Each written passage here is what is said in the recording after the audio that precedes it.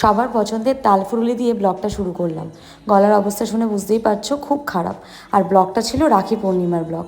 তোমাদের সাথে এর আগে শেয়ার করেছিলাম যে রাখি পূর্ণিমার দিন আমি কী গিফট কিনেছিলাম। আগের দিন মিষ্টি আর তালফুরুলি রেডি করে রাখা হয়েছিল পরের দিন রাখি পূর্ণিমাতে যাতে তাড়াতাড়ি কাজ সারা যায়। তো সকালবেলার মেনু ছিল লুচি, আর এখানে আলুর দমের আলু কাটা হয়ে গিয়েছিল, তবে আলুর দম দুপুরের মেনু ছিল। সকালবেলা এখানে মেনু হয়েছিল লুচি, আলুর তরকারি আর মিষ্টি। আর রাখি পরানো স্টার্ট করে দিয়েছে মাই প্রথমে। তো প্রথমেই মা এখানে মিষ্টি দিয়ে রাখি পরিয়ে কমপ্লিট করেই লুচি ভাজতে চলে যায়। আর আমার ডিপার্টমেন্ট ছিল দুপুরের রান্নাটা। দেখো লুচিটা একদম ফুলকো ফুলকো হয়েছে। তো আমি তো ভীষণ ভালোবাসি লুচি আলুর তরকারি খেতে। তারপর সেই আগের দিনের কেনা গিফটগুলো যেগুলো আমি কিনতে গিয়েছিলাম।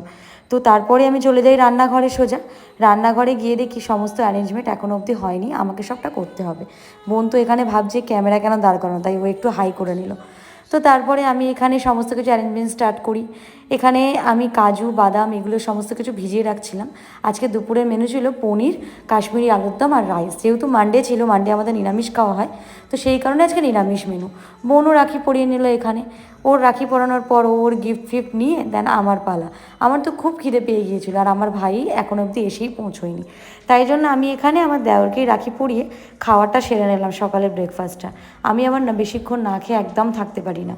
তো তারপরেই ওকে রাখি পরিয়ে ওকে আশীর্বাদ করলাম, কারণ সামনেও উচ্চ মাধ্যমিক পরীক্ষা ছিল। তো ওর জন্য একটা গিফট এনেছিলাম, তো সেটাই ওকে দিয়ে দিলাম। এগুলোই আগের দিন আমি বাজার কলকাতা থেকে কিনেছিলাম। এখানে কিছু একটা বলেছিল যেটাতে আমি খুব হেসে ফেলেছিলাম। কিছুটা লুচি ভাজা বাকি ছিল, তা আমি আমার কেরামতি দেখাচ্ছিলাম, বলছিলাম যে আমিও কিন্তু ফুলকো ফুলকো লুচি ভাজতে পারি। আর এখানে লুচির শেপটা দেখো কীরকম একটা হয়ে গেছে। তবে লুচি কিন্তু আমি গোল করতে পারি, কিন্তু এই লুচিটা এখানে এরকম হয়েছিল ভগবান জানে। তারপরে আমার দাদা আর ভাই এসে যায় এবং ওদেরকেও আমি রাখি পরিয়ে দিই। তোমরা কীরকমভাবে রাখি উৎসবটা সেলিব্রেট করেছিলে কমেন্টে অবশ্যই কিন্তু জানিও। আমি আমার মতো করে সেলিব্রেশন করেছিলাম। তো এখানে দেখো সমস্ত আশেপাশে অ্যারেঞ্জমেন্ট সমস্ত হয়ে রয়েছে। পনিরের কিউবও কাটা হয়ে গেছে, সব কিছু হয়ে গেছে। এখানে আমার ভাই এত বড় বড় চুল করে এসছে যে চুল ধরে আমাকে টিপ পড়াতে হয়েছে। যাই হোক, ওকে আশীর্বাদ করে নিলাম। করে নিয়ে ওদেরকেও আমি লাঞ্চে দিয়ে দিলাম লুচি আর আলুর তরকারি। লাঞ্চই বললাম, কারণ ওরা যে টাইমে এসেছিলো সেটা প্রায় লাঞ্চেরই টাইমিং ছিল। এই সমস্ত কিছু কিছু ওকেশানে তো সবাই একসাথে হওয়া যায়। এই রাখি, ভাইফোঁটা, এই সমস্ত ওকেশানগুলো না আমার খুব ভালো লাগে, যেখানে সবাই মিলে একসাথে আনন্দ করা যায়। আমাদের পাড়াতে একজনের বাড়িতে রাধা গোবিন্দের পুজো ছিল, তো ওরাই এখানে চাল নিতে এসেছিলো। তো সেখানে দিয়ে আমি আবার প্রিপারেশানে লেগে যাই। পনিরের কিউবগুলো আমি এখানে খুব ভালো করে নুন হলুদ মাখিয়ে নিচ্ছিলাম। কোনোদিন তোমাদের সাথে আমার রান্নার রেসিপি শেয়ার করবো। একে একে সমস্ত প্রিপারেশান স্টার্ট করি। এই দিন আমি প্রায় 15 জনের রান্না করেছিলাম। এরকম নয় যে এর আগে কোনো দিন আমি 15-20 জনের রান্না করিনি, তবে বিগত কিছুদিন ধরে একদমই রান্নাঘরে গিয়ে ওটা হয় না। কাজের এত প্রেশারের কারণে প্রায় পুরোটাই মা সামলায়। তাই যখন মাঝে মাঝে রান্না এতজনের পরে বা এতজনের দায়িত্ব নিই, তখন একটু নার্ভাসই লাগে, কারণ দুপুরের খাওয়া যেন খাওয়াটা খুব ভালোভাবে কমপ্লিট করতে পারে সবাই এবং টেস্টফুল হয়, সেটাও কিন্তু আমার খুব ভয় লাগছিল। যাই হোক, সবাই খেয়ে বলেছিল খুব সুন্দর হয়েছে রান্নাটা। তো এখানে দেখো আমার অলমোস্ট সমস্ত কিছু প্রিপারেশান রেডি হয়ে গেছে। লাস্ট আমি রাইসটা করে নেওয়ার পরই আমি পনিরের এখানে প্রায় জোগাড়জাটি করতে শুরু করে দিই। পনির না আমার সমস্ত ডিশের মধ্যে খুব ফেভারিট, তাই পনিরটা আমি একটু মন দিয়েই করি। তো এখানে পনির আলুর দম আমি দুটোই একে একে চাপিয়ে দিই।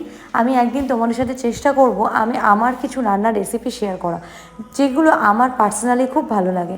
আর এই যে পেস্টটা দেখছো, এটা আমি অনেক কিছু দিয়ে বানিয়েছি, যেমন কাজু বাদাম, চালমগজ, আলমন্ড, আরও অনেক কিছু দিয়ে এই পেস্টটা বানিয়েছিলাম, যাতে আমি আলুর দম আর পনির দুটোই একসাথে করে নিতে পারি। তো তোমরা কারা কারা পনির খেতে খুব ভালোবাসো অবশ্যই কিন্তু জানিও। আমার তো নিরামিষ ডিশের পনির খুবই ভালো লাগে, মাংস ছেড়ে প্রায় আমি পনিরই খেয়ে নিই। তো এখানে দেখো আমি সবাইকে খেতে দিয়ে দিয়েছি। এখানে ভাইরা বোনেরা আগেই খেতে বসে গিয়েছিল, তো ওদেরকে খেয়ে নিতে বললাম, তারপরে আমরা একে একে খেতে বসেছিলাম। তো ওদেরকে খেতে দিয়ে এখানে আমি জিজ্ঞাসা করছিলাম যে কীরকম কী হয়েছে, সবাই কিন্তু অবশ্যই বলবে। তো যাই হোক, ওরা খেয়ে জানায় যে খুবই ভালো হয়েছে, মানে আমি রান্নায় প্রায় 100 পেয়ে গিয়েছি। যাই হোক, তো সবাইকে খেতে দেওয়ার পরে আমি নিজেও খেতে বসে যাই। সারাদিন রান্না করার পরে না খুব একটা খাওয়ার ইচ্ছা থাকে না, কিন্তু যেহেতু পনির আমার ফেভারিট ডিশ, তাই জন্য তো খেতে বসতেই হবে। তারপর আমরা সকলে তাড়াতাড়ি খেতে বসে যাই, কারণ তোমাদের সকালেই শেয়ার করেছিলাম যে আমাদের পাড়ায় একটা বাড়িতে পুজো ছিল, যেখানে আমাদের ইনভিটেশন ছিল। সেখানে আমরা চলে যাই এবং সেখানে আমাদের বিকেলবেলা খিচুড়ি আর একটা মিক্সড সবজির কিছু তরকারি ছিল মেনুতে। তো আমাদের তো খুবই ভালো লেগেছে এই খিচুড়িটা। তো এটা খেয়েই আমরা সোজা চলে আসি বাড়িতে। সবারই ইনভিটেশন ছিল, তাই সবাই গিয়েছিল সেখানে। বাড়িতে এসে আমরা রাত্রেবেলা এখানে মুভি দেখতে দেখতে আমাদের দিনটা শেষ করলাম। কেমন লাগলো ব্লগটা অবশ্যই